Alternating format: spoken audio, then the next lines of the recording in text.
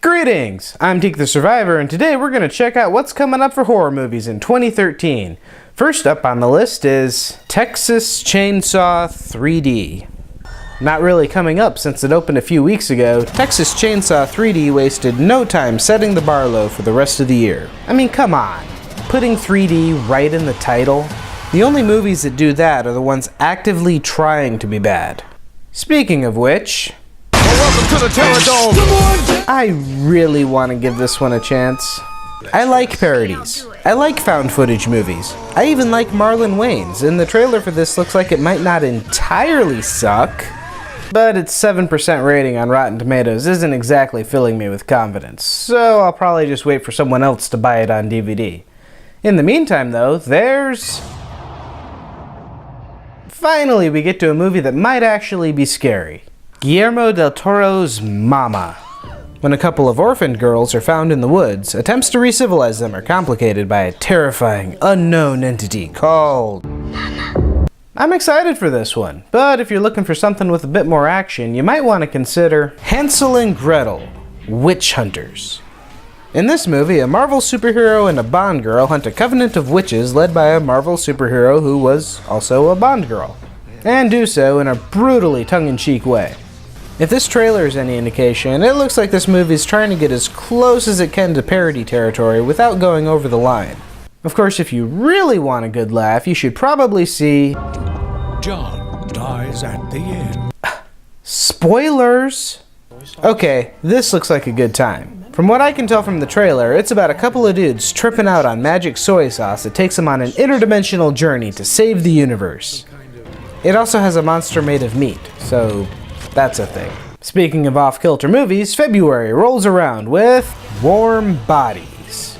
This movie seems to be the touching story of a young girl trapped in a forbidden romance with an undead, but still very charming young boy. And no, you can relax, they're not making another Twilight movie. Playing fast and loose with both the zombie genre and Shakespeare, this odd Romeo and Juliet adaptation actually looks pretty good. I'm excited. But if you're really looking for a painfully stupid love story about a teenage girl trapped by family politics and overdone special effects, there's always Beautiful Creatures. I don't believe that we have one fate and no choice. We make our own lives. Ugh. I can't even say I want this movie to be better than the trailer makes it look. Just kill it with fire before it attracts the attention of the twihards and we have to deal with another 4 years of that crap. Moving on. Dark Skies. So at first this movie seems like your typical help, my child is being haunted / possessed by a demon story. But there's a twist. It's not a demon. It's an alien. Screw it. Beam me up, Scotty, because I'm on board with this. If you're gonna go through the same tried and true formula of haunted kids, you might as well shake it up a bit with some spaceships. Either way, it's gotta be more original than The Last Exorcism, Part 2. Okay, that might not be entirely fair. In spite of the hilarious name, this doesn't look awful. Well, okay, it kinda does, but I'll give it 50-50 odds of either being a decent sequel or a lousy cash grab. And finally, we get The Host. Okay, this doesn't look too bad.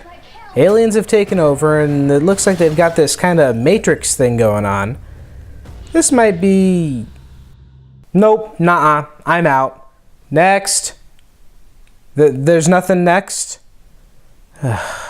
Well, that's it for this quarter. I'm Teek the Survivor and go see Warm Bodies.